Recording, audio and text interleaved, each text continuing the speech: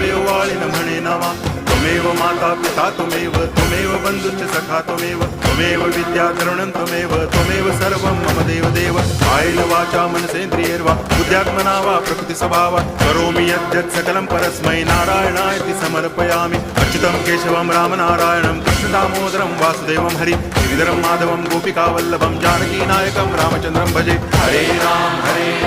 Ram Ram Hare Hare Hare Krishna